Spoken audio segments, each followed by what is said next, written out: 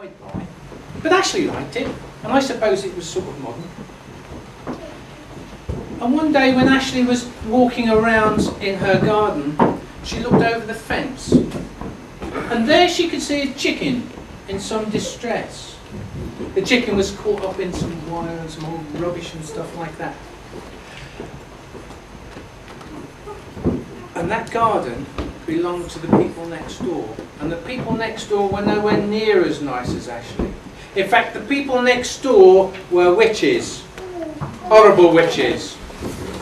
And they were all the sorts of things that witches are. And so that we don't frighten any of the adults here this afternoon, we haven't got any pictures of witches. But those witches were firing magic and bolts to make the chicken jump around and hop around. And Ashley didn't like this, and she said, "Oh, stop that immediately!" And she went round to the gate and into the garden and started to tell those witches off.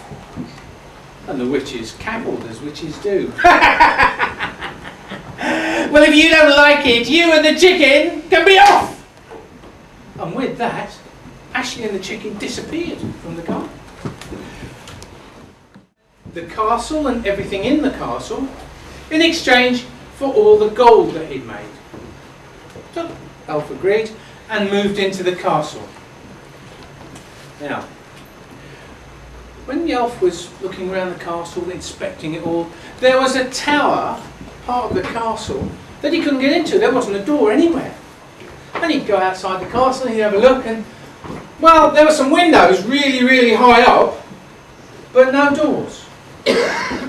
Wonder what he should do about that. Well, Scrap was a very clever elf, as we said, so he started to build a scaffold, banging and crashing, and all the noise echoed all the way through the tower. And then suddenly, one day, after all of this banging and crashing, there was smoke curling out of one of the windows. He thought, "What have I done?"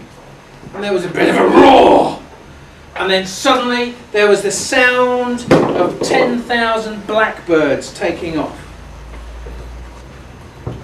And out from one of the large windows on the top of the tower came a dragon, flapping its wings, with 3 magic beans from his grandmother, who'd said, "If you're ever in real trouble, you can use one of these magic beans to get you out." So he used one of the magic beans and he gave it to the dog, and the dog wasn't purple anymore. But he was still a bit mad. So he got another one of the magic beans and he gave it to the dog. Oh, and that head became quite restful. And that was okay, well, But the other head was twitching about still.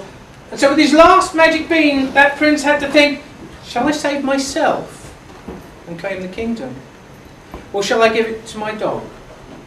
And he decided to give it to his dog.